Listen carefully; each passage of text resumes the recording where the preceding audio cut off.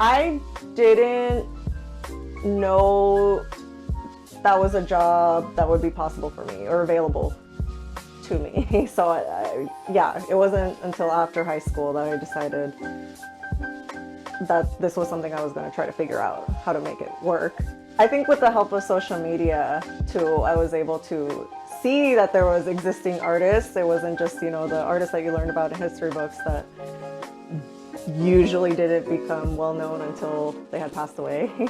um, I could go on my phone or the computer and see, okay, there's living, working artists, and some of them even look like me. So this could be something I could do. Hi, my name is Emilia Cruz, and welcome to my studio.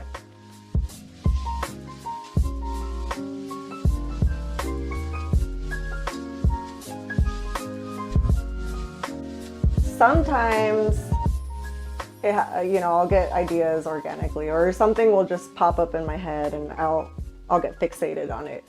And I try my best to write it down so that I don't forget about it later because I'm very forgetful. And even if I don't end up using it, at least I have this long list to go through if I don't feel inspired. Or if I just run out of ideas, now I have a list of things to go through. Or I also do have a folder of uh, photographs that I've taken of my friends or family members or myself, or just things that I like, and I'll use that to kind of start the painting. And then from there, the story will come out, or maybe there might not even be a story, but that's usually how it goes. I allow a lot of room for my paintings to speak on their own, or to guide me as opposed to me guiding it. So I was always a very awkward uh, child, and then going into high school, though, I'm super self-conscious, but I'm trying to find my place and figure out a way to fit in. Um, so I would make friends, and then I would lose them, and then make them again, and then I was always changing my style, and I ended up finding my good group of friends who were also awkward, so we just kind of stuck together. We're kind of like the weirdos for a little while.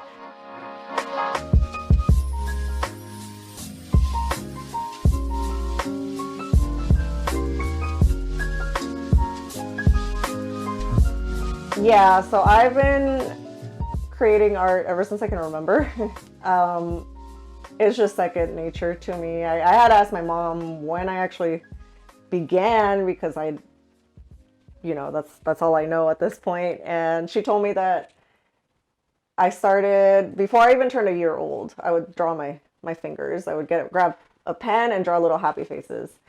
And so from there, my aunt did take um, noticed that I was always drawing, and she would put me into art classes whenever she could. And then in school too, whenever I had the option to take an art class, um, I would be in it.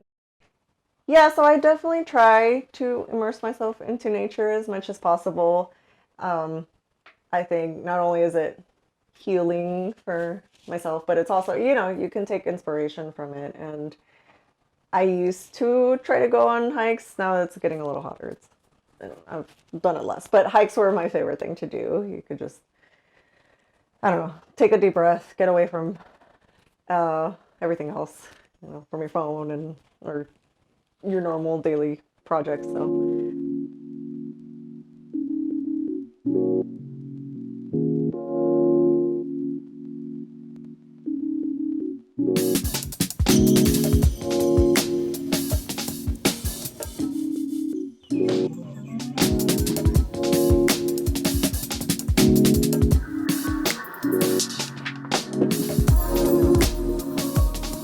So I was born in San Diego, and we lived there for a very short period. I think we lived in Tijuana for a couple years, and then we moved to Simi Valley, California, and that's pretty much where I've been ever since. So yeah, I was about 3 when we got here. I definitely consider myself a spiritual person. Um, I actually grew up Catholic, and I strayed away from that though a while ago, but you'll see components of it show up in my work. Very small. I think there's a self portrait where I'm wearing a cross and it's breaking off of me, and I think I did that because I still think about uh, some of the prayers or teachings that my grandma gave to me. I think I still think about her teachings and her prayers because to her that was her way of kind of providing this safety net for me. You know, she wanted me to feel safe and secure. And I think now with spirituality though, like it's not, I'm not practicing any type of religion. It's more just me accepting that there's, you know, greater things in this reality. You know, there's so much unknown, and I like that idea. You know, it's not just this present moment. There's something else beyond this. Um, and it definitely shows up in my work. And that's honestly something I didn't really even mean to do. It just started appearing after a while, and I just go with it. I think a lot of my paintings are also very intuitive, and I like when little things happen, like little messages show up and things that I can't really help. I've been using myself and my sister as the main models for most of these pieces. Actually, all these new current work, new current paintings. I allowed myself to be fully vulnerable, which I mean, in my older pieces, you did see that, but I think now since I am the subject matter in a lot of these, it just made it a lot easier to just put myself completely in this piece and allow you to see pieces of me that, or parts of me that maybe before I didn't want you to see, or maybe was like still a little too self-conscious. I don't see any reason not to do that. My work is about me. Oh, what is so wrong about using myself as a model too? So yeah, I think you see that in the newer pieces a little bit more.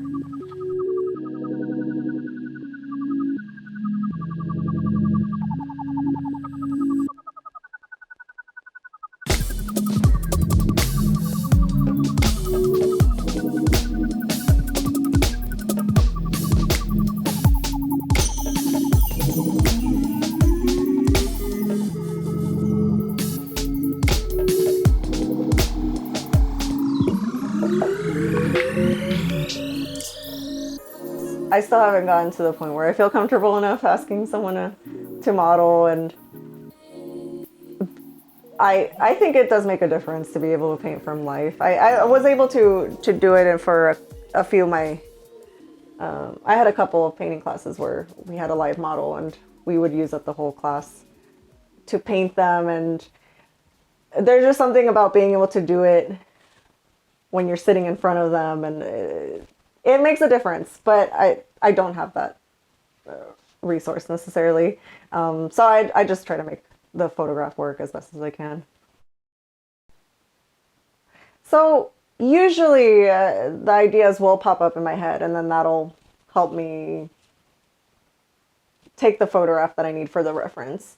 There's very few times that I'll just use the photograph alone. And even when I do that, I'll I'll reference the photograph, and that'll be my starting point. But then after a while, I'll get more ideas, and I'll, you know, move the painting around so that I can fit that new story that I have going on in my head. But I'll go back and forth. You know, sometimes I'll just use the photograph by itself, um, and if I'm lucky though, I like the ideas the best that come up. The ideas that I like the most are the ones that come up organically, or you know, I see something and I'll all of a sudden have this really cool story that I want to try to depict, and work from there. So my color palettes change. I get really fixated on a certain color, and I don't do that on purpose. I think I'll pick up a certain color and I just really like it, and it'll just be the color that I keep reaching for the few set of paintings that I'm working on. So lately it's been pink, and I'll use that as my undertone. And then from there, once I'm building up the colors, it'll be based around that one color. So you'll see pink a lot in the current pieces. And before that, it was, I think, purple. So I will use a lot of purple. So it really depends on the color that I end up using for my underpaintings. And I don't like to use sepias or browns, which is what you're usually taught in school. I kind of strayed away from that. I think it dulls out the colors a bit. At least for me, that's kind of what I felt like. And I just really like vibrant colors and colors that pop out, as well as colors that help depict this kind of like dreamlike work, or a different type of reality, because I paint really on the more realistic side, but I also like my pieces to feel like they're not actually from this dimension or this reality. So I feel like the colors I use help with that. I've always been drawn to faces and people and portraits, and that's still the case now, but I think I'm slowly starting to get to a point where I might want to move away from it. I think that might just be the case in general. As I get older, maybe I'll want to try to do different things. I don't want to be that artist that just is only known for doing one thing, which I mean, is not bad either, but I would like to explore and kind of branch out. But I mean, I like portraits, and if I like doing it, then I'll keep doing it.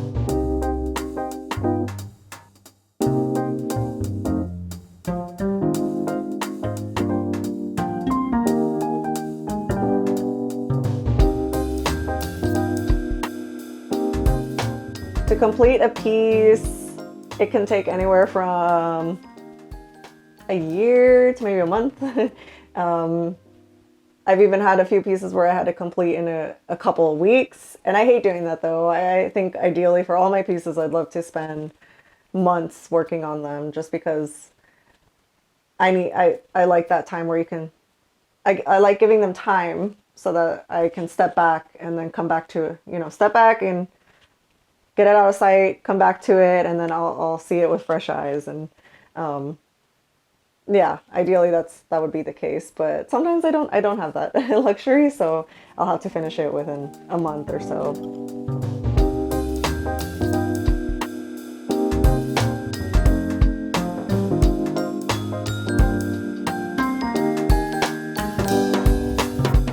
So working with Gentefied, it was pretty cool. I mean, the way it happened, Marvin and Linda, the co-writers, they reached out to me over Instagram. They set up a meeting online, and they were really down to earth, and then they were telling me about the project and what they were trying to, the message they were trying to send across. And I thought, okay, all this is really cool, and it aligns with my perspective. But also I liked the fact that they didn't try to change my work too much. They liked what I did, and they just wanted the character to be making the work that I was making, basically. So it was really cool to be able to show my parents, like, hey, that's my work. It's on Netflix. Yeah, that was the best part. So growing up, I really liked this artist. I still do. I think his work is just really weird. His name is Francis Bacon. I just was so intrigued with how, I'm not gonna lie, I was intrigued with his studio first of all. Like, it was a disaster, and I've always been that kid who had the messiest room. And I think I just would see his room and be like, wow, that's so cool. And then his work, of course, is just so I don't know, kind of haunting. And you might see that in some of my work. There's like a few pieces where I'll make it, on the darker side, or there's like certain figures in there that are a little bit unsettling.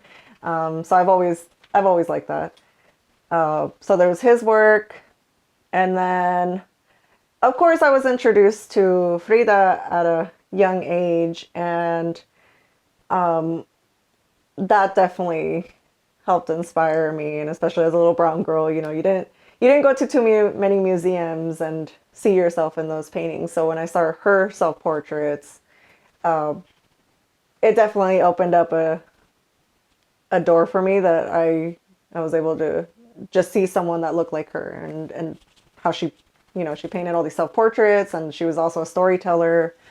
So yeah, at that time growing up, I think those two artists, but there was quite a few.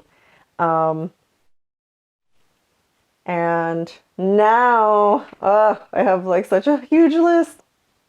Margaret Garcia for sure, because I mean, I love her work, but I was also really lucky to have met her at a gallery, at Shimaya, and I was having trouble with skin tone at the time, and I was kind of telling her about that, and she gave me quick advice on what paints to use, and that from there, it really did help my work out. So definitely her work. I think for sure also the color that she uses. I have to mention also Judith Hernandez. Her work, oh my God, the color is amazing. She's also a storyteller. There's also Judy Baca. I really like her murals. I love Shisu Saldamando's work, and she's really cool.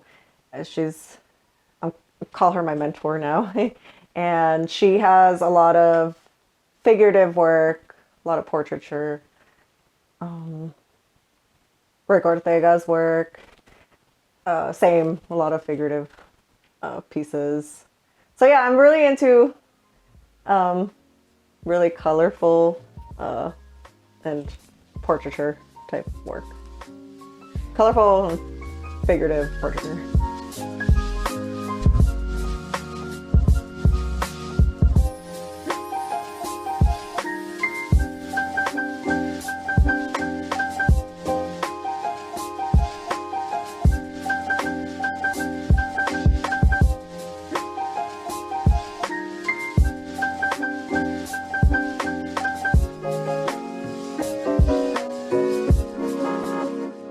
Definitely surround yourself with people that are going to be supportive. So I know sometimes that isn't the case for everyone in their, immediate group of friends or family. I think that's why social media is a great place to kind of help connect with different artists. And it can be really scary, especially if you were like me and shy and introverted. But it's really helpful, and the more you're involved with, or the more you meet, the more artists you meet, the more you learn that we're all kind of like that. We're all really scared of people. So yeah, it's just really helpful though to have a community of people that know what you're going through. And as far as getting into colleges, and if you're interested in them, I think the best advice is to actually go to the college and talk to someone. Hopefully there's someone to talk to, but I think being on the campus and having a feel for it kind of, it helps, it helped for me at least.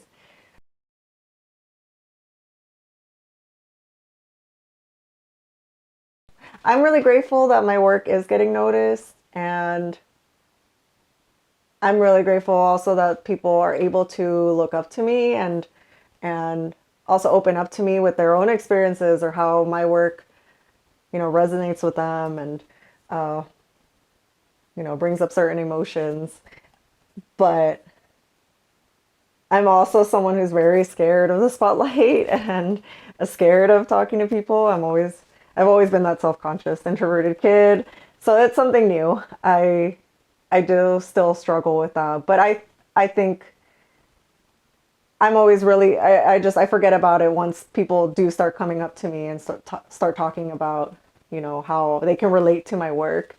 That makes me really happy, especially when people tell me that, you know, their younger daughter or their cousin or their friend looks like someone in my paintings. I think that, you know, specifically, you know, is healing for my inner child as well. You know, I went to galleries and hardly ever saw my own face or someone that I found familiar.